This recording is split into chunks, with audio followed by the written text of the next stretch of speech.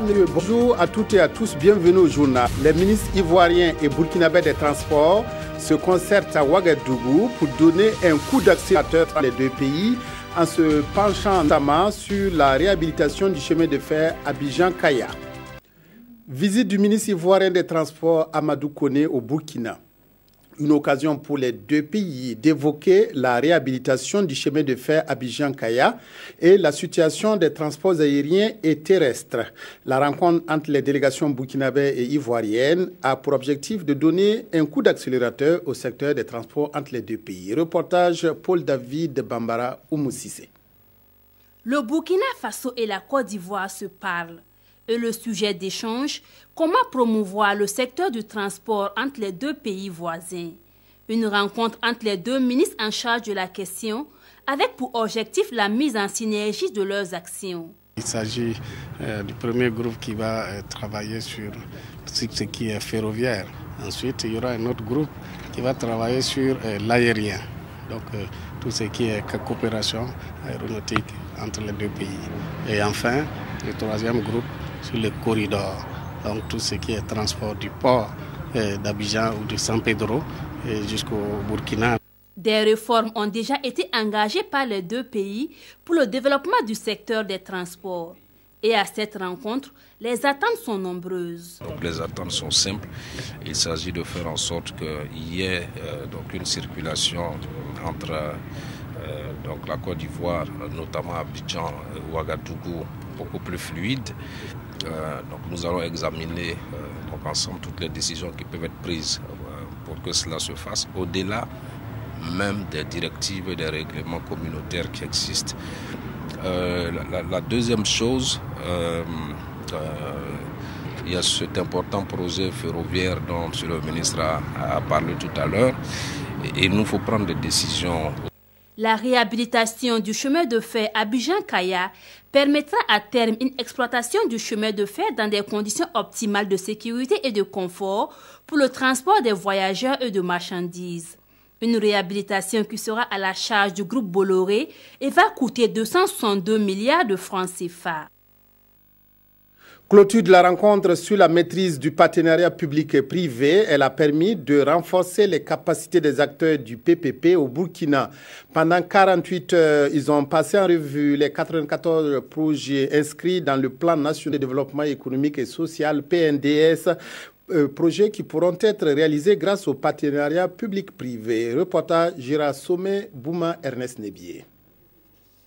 Au cours de cet atelier, il a été question pour la structure Think Tank International Burkina d'outiller les différents acteurs qui interviennent dans le partenariat public-privé PPP au Burkina afin qu'ils puissent être plus opérationnels. Ces experts en PPP ont donc échangé et partagé leurs expériences 2 jours durant avec tous les acteurs qui interviennent dans la réalisation des projets PPP. Nous avons organisé l'atelier pour à la fois évaluer, proposer les capacités des différents acteurs afin donc d'arriver donc à élaborer ensemble et à produire des outils donc d'aide à la décision. Les participants ont passé en revue les 94 projets inscrits dans le cadre du PNDS. Ils ont aussi formulé des recommandations pour une bonne marche du PPP. Une initiative bien appréciée par le gouvernement. Dans le cas du PNDS, une bonne partie du financement sera fait par les nationaux, à plus de 60%, mais également par les partenaires institutionnels, mais également par les privés, par le biais de PPP. Donc il est important donc, que nos différents acteurs au niveau des ministères puissent partager les bonnes pratiques, voir comment on préserve la qualité de Burkina sur le marché financier, comment on assure justement que l'endettement ne soit pas excessif et comment surtout on évite les pièges qui peuvent exister dans des contrats qui ont été mal montés. Venus des secteurs publics et privés, les participants ont reçu au terme de l'atelier des attestations de participation. Et tous espèrent que cette rencontre va contribuer à la réussite des projets PPP. Lancé jeudi dernier, c'est finalement hier que s'est refermé le FESPACO à Bobo-Dioulasso, une manifestation destinée à montrer aux cinéphiles de SIA les œuvres projetées lors de la 25e édition du Festival africain du cinéma et de la télévision de Ouagadougou. En tout, une trentaine de films ont été vus par les Bobolais. Reportage Hassan Gourabou, Karim Sissé. Je voudrais, au nom du ministre de la Culture, ne pas dire moteur ça tourne, mais simplement dire déclarer, lancer le FESPACO à Bobo-Dioulasso. C'est ainsi parti pour FESPACO Bobo 2017. Pendant 4 jours, les cinéphiles bobolais pourront suivre quelques films projetés lors de la 25e édition du FESPACO. Nous sommes venus à Bobo avec 34 films exactement, qui sont donc répartis dans différentes catégories. C'est-à-dire que vous avez des fictions-métrages, des courts-métrages, des séries télévisuelles, des documentaires. Pour cette édition, c'est la Maison de la Culture de Bobo-Dioulasso et l'Institut français qui sont retenus comme salle de ciné.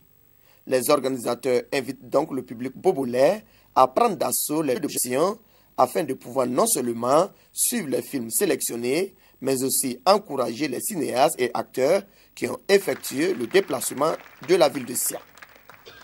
Le palais d'Issouka, premier quartier de Koudougou dans le Boulkiemde, est un exemple de métissage culturel réussi. Il accueille depuis 16 ans un Français originaire de Bordeaux. Patrick Rossi est en même temps guide et protocole du chef d'Issouka. La rencontre des cultures donne à la chefferie d'Issouka des allures de modernisme.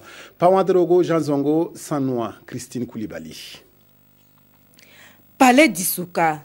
Ce décor traditionnel et muséal attire chaque année des milliers de visiteurs soucieux de prendre du bon temps, mais aussi curieux d'apprendre un pan de l'histoire des Yaméogo. Aussi sont-ils plus curieux quand cette histoire est contée par Rossi le Tengambiga. Les lions, c'est parce que le nom de la famille ici, c'est Yaméogo, Yamouogo. C'est lui qui est allé conquérir la brousse. Donc le premier qui a dominé toute la brousse, qui a dominé tous les animaux de la brousse, c'est le lion. Donc il y a une identification entre les Yaméogo et les lions. Pour moi, il était en visite comme nous, mais quand on me l'a présenté comme un guide, je me suis dit que c'est bien parce qu'il s'est intéressé à notre culture, il s'est investi, il est resté et il a voulu expliquer la culture aux autres personnes qui veulent savoir. La passion de découvrir l'autre a permis à Patrick Rossi, français d'origine, issu de la région de Bordeaux, de maîtriser les us et coutumes de la chefferie d'Issouka et de l'expliquer avec vérité aux visiteurs. J'ai appris l'histoire de la famille Yaméogo, j'ai appris les comportements des uns et des autres, les situations qui doivent être faites. Je me suis introduit dans la culture Mouaga. Intellectuellement, je suis curieux. Chaque week-end, quand je suis là, je lui raconte une portion. Au départ, c'était comme ça. Je lui raconte une portion, je lui explique ce qui se passe et il reprend et je corrige jusqu'à ce que on arrive à une version définitive. Et c'est avec ça qu'il répercute au monde et qu'il explique aux gens. Si bien que au départ, même si les gens ne comprenaient pas, les gens ont fini par accepter et beaucoup aimer. Que quand on lui porte un masque, vous n'allez pas savoir que c'est un blanc. Désormais, il s'appelle Tengambiga Yaméogo et sa rencontre avec la culture Mouaga, essentiellement caractérisée par l'oralité, crée un métissage culturel et surtout une nouvelle forme de gestion et d'organisation ici au palais d'Issouka. Un des avantages comparatifs, c'est qu'eux, ils écrivent tout ce qui se passe. Nous, on compte tout ce qui se passe. On dit oui, il y avait beaucoup de monde, mais combien de monde? Et tout ce qui se passe, comme votre visite à Issouka aujourd'hui, a été transcrit par lui et restera pour la postérité. La chefferie, aujourd'hui, j'entends, doit s'organiser. C'est-à-dire, qu'est-ce que ça veut dire s'organiser? Il faut planifier. Par exemple, il faut planifier les visites, il faut planifier les interventions, il faut planifier tout ce que nous entreprenons comme aménagement au sein de la chefferie. Et tant que cela n'est pas planifié, c'est compliqué. Et pour le chef d'Issouka, la présence de Patrick Rossi apporte un aspect cartésien à la chefferie et la modernise, chose nécessaire aujourd'hui à sa pérennisation. Les manifestations d'hommage se multiplient à l'endroit du PDG d'Able Service. Les artistes musiciens traditionnels modernes se sont retrouvés hier soir au stade municipal Joseph Konombo de Ouagadougou. Un concert dédié à Abdou Ouedraogo, magnifié pour ses œuvres de charité au profit de ses concitoyens. Gérard Sommet, Vincent Tiendrebego. Il n'y avait pas assez de place pour le public au municipal Joseph Konombo ce dimanche. C'est là que des artistes nationaux dressaient leur tribune et se sont succédés sur scène pour un grand concert. Un concert né en hommage à un homme, Abdoul Ouedraogo, dit Abdoul Service. Ce promoteur immobilier est à la une de l'actualité des œuvres caricatives au Burkina Faso. Désigné homme de l'année 2016 par Radio Salan Kolonto, il est également la tête d'affiche du baromètre du Faso de notre confrère le Faso.net. Tout ce que je voudrais faire comprendre au peuple burkinabé, moi Abdoul Ouedraogo, toutes les œuvres que je fais ça au nom de Dieu. Je n'ai pas besoin d'être candidat, je n'ai pas besoin de faire la politique. On ne peut pas plaire à tout le monde. Mais je demande à tous ceux qui prennent tout leur temps à critiquer que ça c'est la politique.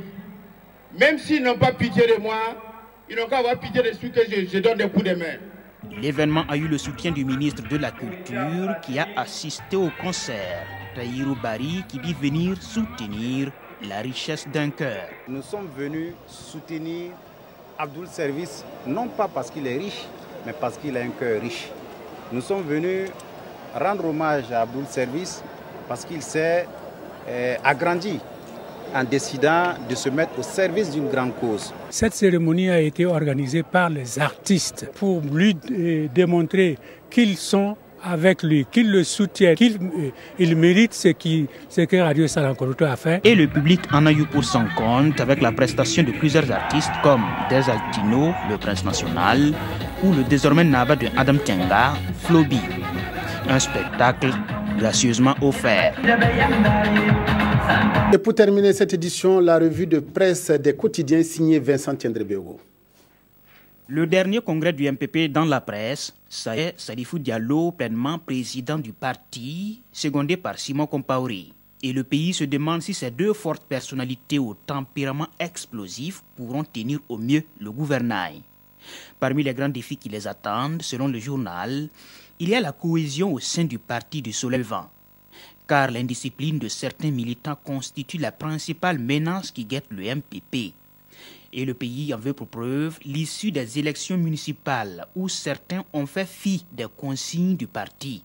Salifou et Simon pourront-ils alors discipliner les chevaux indélicats de l'écurie, s'interroge le journal. C'est dans leur intérêt, semble indiquer aujourd'hui au Faso. Pour ce journal, ils doivent remassifier le parti, rassembler au large et faire revenir les ouailles qui prennent le large. De toute façon, l'opposition se pourlèche les babines et attend le bon moment pour attaquer. Tension entre Sabou et Tiou dans le Boulkiamde, c'est l'Obs qui lance l'alerte à sa une. Un litige frontalier entre les deux communes rurales serait à l'origine de quelques saccages pendant ce week-end.